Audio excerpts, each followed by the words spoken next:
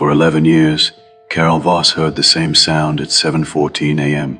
Keys, lock, footsteps down the hall. She could set her clock by it. On the 16th of January, she heard it for the last time. She just didn't know that yet. I am Rafe Quinn. In early 2023, I was asked to review a missing person case from a mid-sized American city. A man named Daniel Mercer had disappeared after leaving his apartment one morning in January. His neighbor had reported him missing when he didn't return that evening. Police investigated, found his car 4 days later, parked at a commuter lot 17 miles away. Phone turned off in the cuff holder, work bag in the back seat. No signs of struggle, no evidence of foul play. Case went cold within weeks. But when I examined the file, I found something that troubled me. Daniel had been fired from his job 3 months before he disappeared. But every morning for those 3 months, he'd left his apartment at 7:14 a.m., as if he still had somewhere to go. Daniel Mercer was 38 when he disappeared. Logistics coordinator for a mid-sized shipping company. Or he had been lived alone in a 2-story apartment building. Quiet neighborhood, modest rent. His neighbor Carol Voss lived in the unit next to his. Retired school teacher, worked from her kitchen table most mornings. She'd lived next to Daniel for 11 years. Said he was quiet, polite, waved when they crossed paths, but rarely stopped to talk. No visible friends. No visitors she could remember. No deliveries beyond the occasional package. She said the more she tried to describe him, the more she realized she knew almost nothing about him. Beyond the sound of his keys, Daniel's routine had been consistent for as long as Carol could remember. Door opened at 7:14 a.m. Footsteps down the stairs. Car started at 7:17. Gone until evening, every weekday, without fail. Carol said she didn't pay much attention to it. It was just background, part of the morning. The sound of someone going to work. The sound of a life that had structure. But when the routine broke, she noticed immediately. On Tuesday, the 16th of January, 2024, Daniel left at 7:14 a.m. Carol heard his door, heard the footsteps.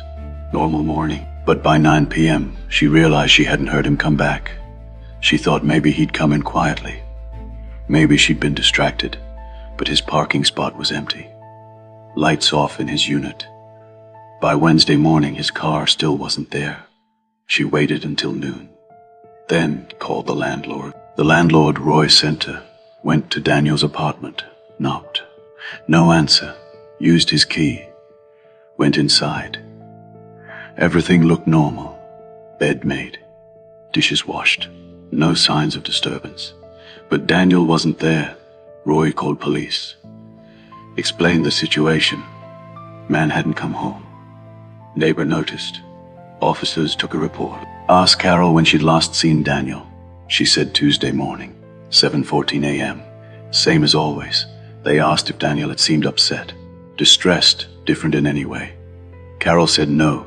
He'd seemed exactly the same as he always did. Police contacted Daniel's employer. That is when they learned Daniel had been let go in October. Quiet termination. Budget cuts. He'd been given severance, left without incident. The company confirmed he hadn't worked there since the 18th of October. Police asked Roy if he'd known Daniel lost his job. Roy said yes. Daniel had told him when it happened. Said he was looking for something new. Asked if he could have a little flexibility on rent while he sorted things out. Roy had agreed. Daniel had always paid on time. Never caused problems. But Roy said he hadn't known Daniel was still leaving every morning, like he had a job to go to. That detail landed hard. Police checked Daniel's bank records. Found small, irregular withdrawals over the past 3 months. $10, $15, $20. ATM locations varied. Coffee shops, gas stations, a grocery store. No large purchases. No travel expenses. No unusual activity. Just small amounts. Slowly draining. They also found recurring charges. Rent, utility, subscriptions. Everything paid on time through December. First week of January, payments stopped. Not because the account was empty, just because Daniel stopped making them. Detectives canvassed the area, asked if anyone had seen Daniel recently. A coffee shop 3 miles from his apartment confirmed he'd been a regular, came in most mornings. Ordered black coffee. Saturday alone for 2 to 3 hours. Staff said he seemed fine, quiet, kept to himself. Read, used his laptop sometimes. Last time they saw him was the morning he disappeared. Tuesday, the 16th of January. Came in around 7:45 a.m., stayed until 10:30, left. Never came back. Police also checked the public library. Daniel's library card showed renewed activity starting in November. Books checked out, returned. Nothing unusual about the titles. Fiction mostly. Some history. Library staff remembered seeing him. Said he'd sit in the reading area for hours. Quiet, never caused any issues. Last visit was Monday, the 15th of January, day before he disappeared. Checked out 2 books, never returned them. So investigators knew where Daniel spent his mornings. Coffee shop from 7:45 to 10:30. Library some days after that. Carol confirmed he usually returned home between 6 and 7 p.m., which meant there was a gap, 3 to 4 hours, every single day. Between when he left the library and when he came home, detectives couldn't find where he was going during that time.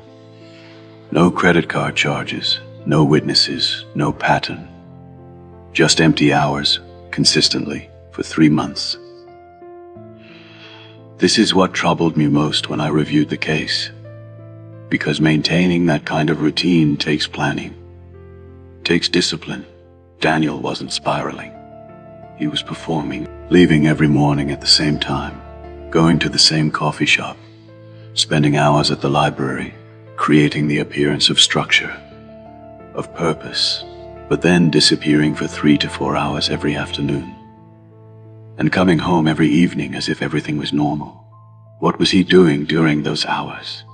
Was he meeting someone, researching something, planning something? Police checked traffic cameras, found Daniel's car heading east out of the city multiple times, but they lost him after that. No clear destination, no identifiable location, just driving somewhere consistently, then coming back, parking, walking upstairs, going inside, as if he'd been at work all day. I spoke to Carol months later. She said something she'd forgotten to mention in her original statement. On several mornings in December, Daniel had left later than usual, closer to 7:45 instead of 7:14. On those same mornings, she'd heard a second set of footsteps before he left. Not inside his unit, outside. On the stairs. Simone was waiting for him. She'd assumed it was a friend, or maybe a rideshare.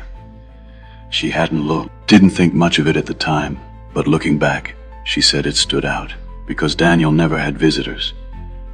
I asked how many times she'd heard the second set of footsteps. She said at least 3, maybe 4. All in December, always on mornings when Daniel left later than usual.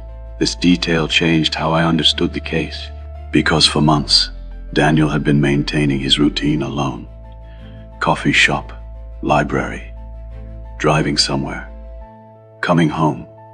But in December, someone started showing up, waiting for him outside his apartment. And Daniel's schedule changed on those mornings.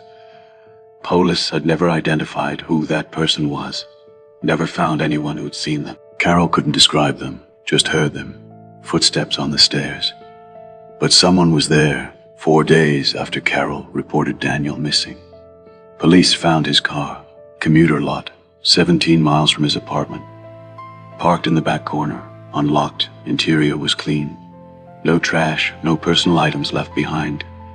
His phone was in the coup folder, turned off, battery dead. His work bag was in the back seat, the same bag he'd carried every morning for 11 years.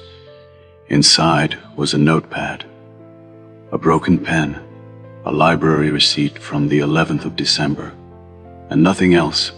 Police searched the area around the commuter lot. Nothing. No witnesses, no cameras, no leads. They pulled Daniel's phone records. Last activity was the morning he disappeared. One outgoing call at 7:52 a.m. to a number that wasn't saved in his contacts. Detectives traced it, disconnected, no longer in service. They tried to identify the account holder. Hit a dead end, prepaid phone, purchased with cash months earlier. Never registered. Daniel Mercer has been missing since the 16th of January 2024. His case remains open. But no active investigation. No body. No evidence of foul play. No confirmed sightings after he left the coffee shop the Tuesday morning. Just an empty apartment, a parked car, and a routine that continued long after it had any purpose. The landlord told me something else. He said when he cleaned out Daniel's apartment months later, he found a calendar hanging on the wall in the kitchen.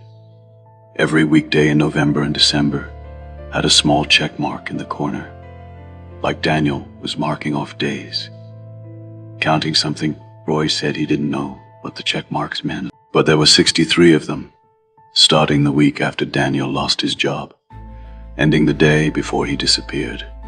63 days, 63 mornings, Daniel Mercer got up, got dressed, left his apartment at 7:14 a.m., went to a coffee shop, Saturday for hours, drove somewhere no one could trace, came home every evening as if he'd been at work all day, and marked another day off the calendar. What was he counting down to? What was he waiting for? Was the 16th of January always going to be the end?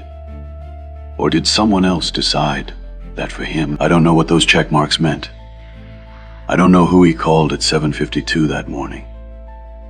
I don't know where he went during those 3-hour gaps every afternoon. I don't know who was waiting for him on the stairs in December, but someone does, and they haven't said a word. This is Midnight Ledger, where some cases close, not because they're solved, but because the person at the center of them is gone. And all that remains is a calendar with 63 check marks, and a silence no one can explain.